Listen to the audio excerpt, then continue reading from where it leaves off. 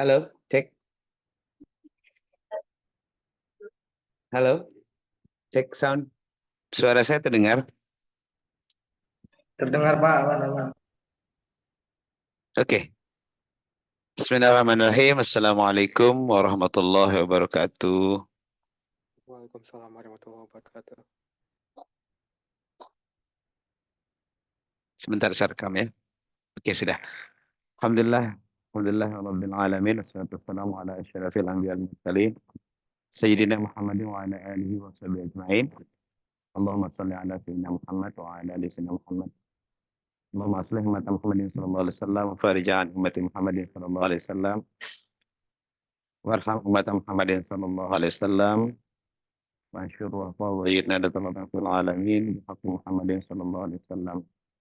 Rabbi shrah li sadri wa yassir li amri wahlul 'uqdatam min lisani yafqahu qawli amma ba'd. First of all, thank you very much sudah menghadiri our live session today. Thank you for your cooperative joining of my session. The topic we're discussing today is about the khilafiyah. Khilafiyah in Islamic teaching. Khilafiyah in Islamic perspective. But before going on to discuss more, I would like to check of students' attendance. 14 people who are joining of my live. Okay, I will mention one by one. Abdul Malik Kormas, Albes, Akmal, Aldila, Bagas, Firman, Alja Ibrahim, dan Bambuna Berjam, Muhammad Fayasat, Muhammad Irfan, Tommy, Edis. Okay. Yeah, talking about the khilafiyah. What do you know about the khilafiyah? This topic we are discussing in this week, and the full content you will download and read in the meeting 12 and the ad link. Khilafiyah, what do you know about khilafiyah?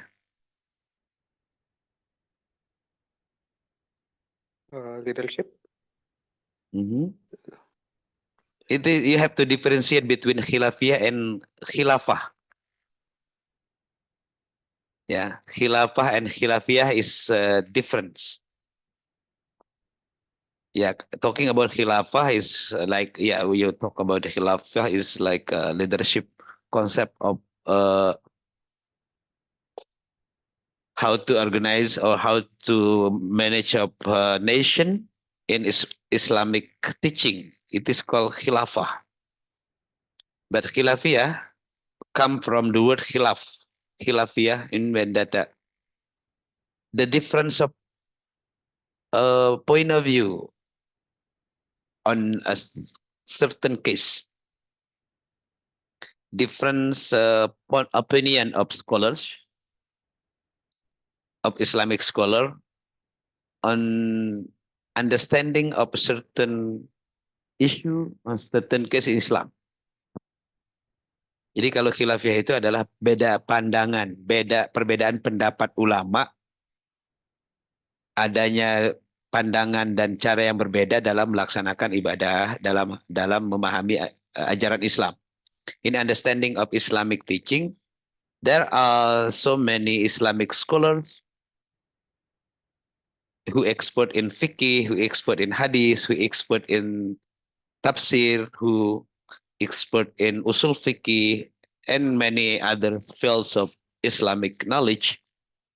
And sometimes they are different in understanding of the hadith. They are different in understanding of in interpretations of ayat. So because of the difference of understanding, different in interpreting of the ayah or surah,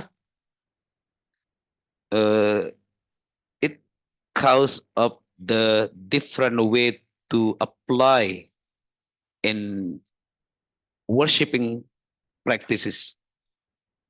Jadi adanya pandangan yang berbeda terhadap sebuah ada ayat, ada hadis, ada yang kemudian menyebabkan mereka berbeda dalam memberikan penafsiran.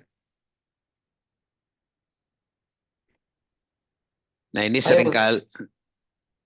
seringkali terjadi pada hal-hal yang sifatnya furu'iyah. It is not about the something that's standpoint, but is sometimes mostly happening in the branch issue. Let's for example, I'll give the example of khilafiyah. Some Islamic scholars state that kunut, let's say kunut, maybe in this class there are some students who practice of kunut in subuh prayer. There are others maybe didn't practice of kunut. You know kunut in subuh prayer after second rakaah you have to read while standing before continue of the praying you have to practice of the kunut. Kunut in Islamic teaching, there are two point of view. There are two opinions. Some community state that kunut is not must to do, but the other one, kunut is must. Yeah, because they have dalil with different dalil, so that the other communities state must doing kunut during the subuh prayer, and the other community, the other mazhab state that no need of kunut. The different to understand of this, it is called khilafiyah. Ya, jadi perbedaan pemahaman pandangan orang ulama dalam memahami beberapa sumber tentang kunut menyebabkan ada yang melakukan sholat subuh dengan kunut, ada yang tidak. Mana yang benar, Pak? Ya, mungkin some question, which one is true? Those who doing of kunut or those who didn't doing of the kunut? What do you think? When and they are true thing, they are two difference in doing the ritual activities or subuh prayer. Which one is correct? For those who doing kunut or for those who doesn't doing kunut? What do you think about it?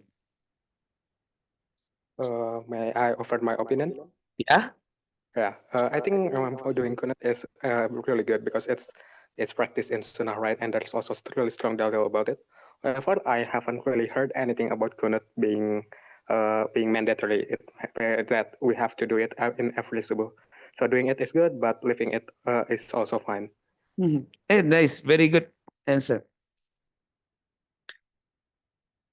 What do you think of the cause why people different in understanding? When Ibrahim Gustavs explained, for those who are practicing of kunut, because this is only branch, only not the stem of Islamic teaching. It's different than like talking about akidah. Akidah, we in Islam for Muslim we are the same concept that we believe and we know that Allah is single, as mentioned in the Quran, Qul huwallahu ahad, Allahu samad, lam yalid wa lam yulad wa lam yakul lahu, and no other opinion about it. Yeah, it is something that's about the substance of the point, the main substance of the Islamic teaching. But when in the branch of Islamic teaching, atau istilahnya furu'iyah system, in the furu'iyah atau in what we call as the small branch of the Islamic teaching, sometimes there are different mazhab. There are different mazhab. We know in Islam in common, there are community of Syafi'iyah, community of Hanafiyah, community of Hambali, gitu ya, community of Hanafi. They are different in practicing of it. And the other also didn't take for mazhab. We call in Islam, we call it mazhab. Some and most of community in different nations in Indonesia even. So in Indonesia, they didn't take one of the mazhab. Like Muhammadiyah in Indonesian perspective. The community of Muhammadiyah, let's say, didn't take one of the mazhab. But they have different thing in practicing of something in embrace of Islamic teaching in doing of the worship. Like Muhammadiyah didn't practice of what do you say kunut while praying zuhur subuh. Muhammadiyah itu tidak menggunakan kunut. And the second one, Muhammadiyah practices in Taraweh prayer, Taraweh prayer in Ramadan month. For Muhammadiyah community, they practice of Taraweh prayer only 11 rakaat. See? 11 rakaat. But for Sunni, let's say Sunni, Nahdlatul Ulama, like in Indonesian community, practice of Taraweh prayer 20 plus 3 rakaat become 23. Because most of community Nahdlatul Ulama organization in Indonesia belong to Syafi'iyah mazhab atau mazhab Syafi'i. In Makkah, for example, because the mazhab in Makkah is different, they only practice of 11, like what Muhammadiyah practice in Indonesia. This example is only small example of the difference Islamic scholars in understanding of the hadith, because they have also source of hadith. They have a hadith as a basis of the practice of this. Mereka punya dalil, they have a proof, they have sources. They have sources that they use for concluding that Taraweh prayer only 11. Prayer subuh doesn't need a kunut. Yeah. And for those who practice of kunut, for those who practice of Taraweh prayer 23, for example, they have also a proof. They have also sources from hadith, and also so many Islamic scholars also state the same one. Jadi masing-masing punya dalil. They have different sources to claim that they practice 11, they practice 23, they practice of kunut, they don't practice of kunut. Both of them, either for people who practice of kunut and for people who don't practice of kunut, they are true. And it is based on Islamic teaching. Yeah. So there is no, we cannot say that Muhammadiyah is wrong and NU is true, or vice versa. Muhammadiyah is true, or Mazhab Syafi'iyah mazhab is true, and the other mazhab is wrong. All of the concept, all of the principle of teaching there is true, because they have different sources to use as the basis to give a statement to conclude that in doing the prayer, especially for some cases I mentioned before, some different Islamic scholarship understanding of the Islamic teaching because of the different. So here, here I would like to explain more what are or what is the khilafiyah. And here we can see issue in Islamic where there is consensus among scholars regarding the rule. Okay, you're talking about the khilafiyah is the issue where in Islamic teaching there is no consensus of a certain case, certain issue among the Islamic scholars regarding the rule to practice. Yeah, as I explained before, the difference of 2 or 3 communities in understanding of certain issue, it is called khilafiyah. But remember the scope of khilafiyah only for minor terminology difference, only for something that's relate to like what in Indonesia or in Arabic we call as the furu'iyah only. Jadi sesuatu yang sifatnya tidak mendasar, tidak bersifat apa namanya yang utama, tapi sifatnya yang cabang-cabang atau yang furu. Tapi kalau untuk yang utamanya itu biasanya memang mereka punya satu persepsi, satu konsep. So the authority, definition, scope, and authority only qualified scholar have the tool expert to drive ruling or religious method. Yeah. When we get of a certain or the community have the statement, have the conclusion talking about an issue, which one you have to follow, which one we have to follow. Ketika ada 2 pandangan, 3 or 3 opinion or 4 opinion, which one is the best that we have to follow? Jadi mana yang harus kita pilih dari kalau ada pandangan yang berbeda? Ya depend. For me, if you wanna pray subuh by reading kunut, okay, yes please. If you don't want to practice a subuh prayer without kunut, also okay. It's no problem for me. Jadi jangan karena perbedaan-perbedaan seperti itu menyebabkan kita akhirnya merasa kita paling benar. We don't say that I'm the correct one and the other is wrong. You cannot say that the other is true and I'm wrong. Everyone who doing of the salat subuh, who doing of the subuh prayer is good. Yeah. Something that you have to do is salat subuh. Something that has to do is the doing of the subuh prayer. It's up to you if you wanna doing subuh prayer completed with kunut or not. It doesn't matter.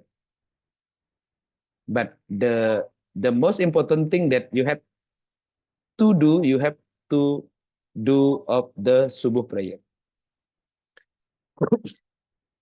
Yang dilarang itu tidak salat subuh. Kalau if there are, for example, let's say if there are ulama or Islamic scholars said, the other ulama said that prayer subuh is 3 rakaat. And the other one said that 2 rakaat.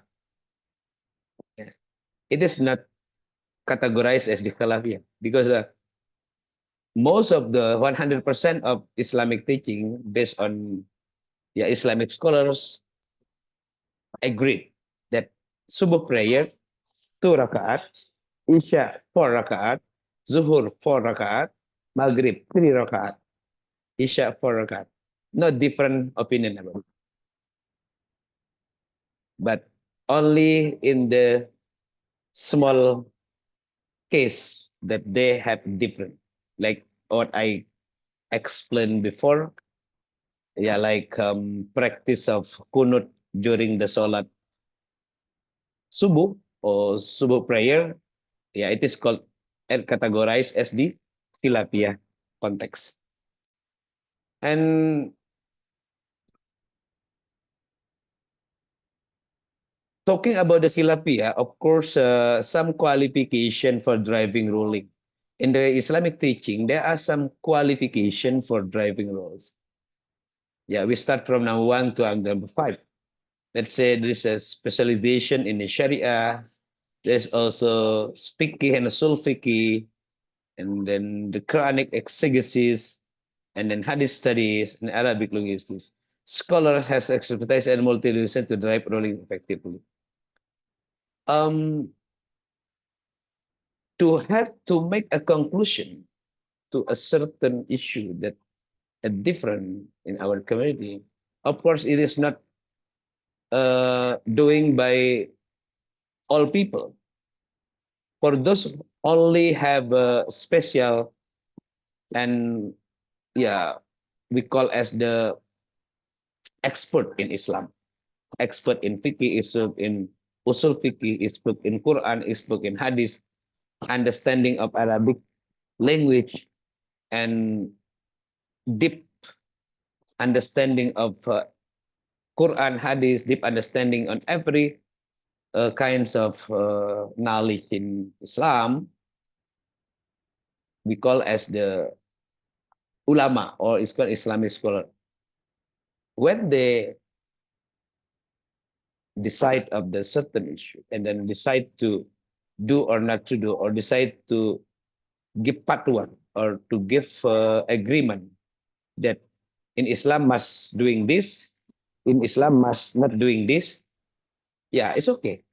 Because of their knowledge, because of their expertise, they can make agreement together with the other Islamic scholar to decide whether in the practicing of the Islamic teaching, you have to do like this or you have to do like the other one. It is not conducted by all common people, but only for certain with the specific qualification. So here, qualification, qualification for driving ruling must be have the expert in Sharia, understanding very good in fiqh, good and understanding in Quran, hadith, and also very good in understanding of language of Arabic. Because by having this expertise, they can decide or make of the agreement for ummah on the people. Karena mereka yang membuat keputusan mengatakan ABCD, dia tidak sembarangan, tapi mereka-mereka yang memang sudah memiliki kualifikasi keilmuan yang memadai, yang bisa kemudian menetapkan bahwa kita tidak perlu melakukan kunut karena ini sebutkan dalilnya. Siapa orang yang berhak mengatakan itu adalah Community of Islamic Scholar. Mereka rapat, mereka bukan rapat ya, mereka melakukan kajian. So, they practice of the studies to finally make a decision that in doing this worship, you have to do like this, like this, like this, like this. And the others opinion also have the sources that you have to do like this, like this. But again, I remind you, this only for branch of Islamic teaching. Dalam ajaran Islam yang sifatnya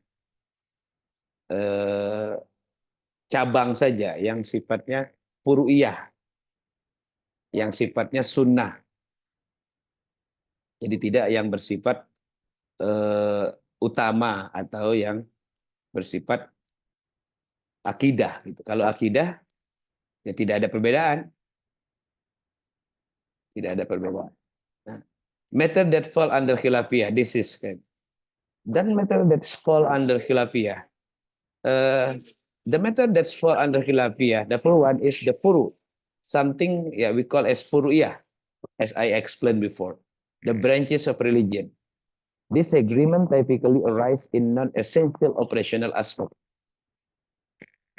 I underline. It is only arise for non-essential operational aspect. Yeah, like kunut and non-kunut, both of them For those who practice of kunut, for those who didn't practice of kunut, they are good, they are true, because they also have the basic, have the argumentation. Why do people practice of kunut and why the community of people also didn't practice it? Not only for that, like what I explained before about the prayer of Taraweh, for the other community said that you have 10 rakaat, for the other said that 20 plus 3 rakaat is okay. If you believe for 23, with of course with the argumentation with the community like Muhammadiyah, let's say Muhammadiyah, it's okay. You can practice a Taraweh prayer 8 plus 3, for example. It is true, it is good, it's okay. It's okay, no problem. Like subuh, as I answered before, you can practice a kunut. You can also join of those who believe that kunut must be doing during the prayer of subuh. But if you didn't practice a kunut, your salat is still valid. Your prayer is still okay. Jadi tidak ada soal dengan itu. Kalau misalnya rakaat subuhnya dijadikan 4 rakaat, baru itu bermasalah. Tapi kalau misalnya subuhnya ada yang kunut, ada yang tidak, kalau subuhnya ada yang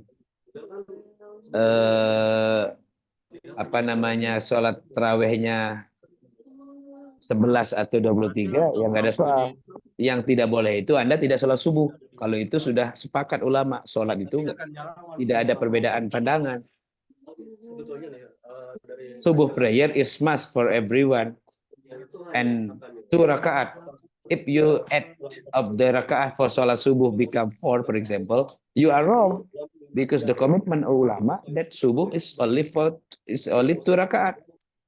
Or if you have argumentation that by doing more than 4 rakaat for Isya prayer, for example, you have better person because we practice more than only 4 rakaat. No, it is not logic. Even practice, if you practice a Maghrib prayer 4 rakaat, for example, of course your prayer will become false. It's harmful.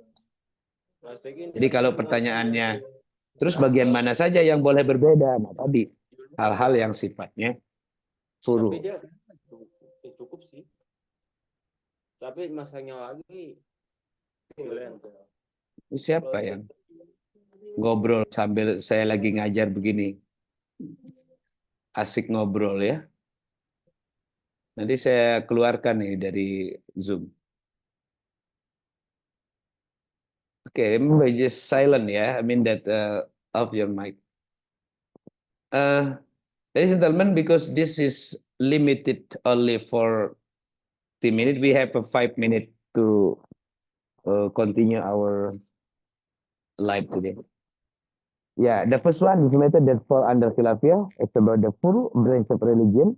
Disagreement typically arise in non-essential operational action. The second one, because of the Quranic different in Quranic interpretation. The third one is because of hadith authentication. Yeah, because of the different assessing the authenticity of the hadith. And the fourth one is methodological difference.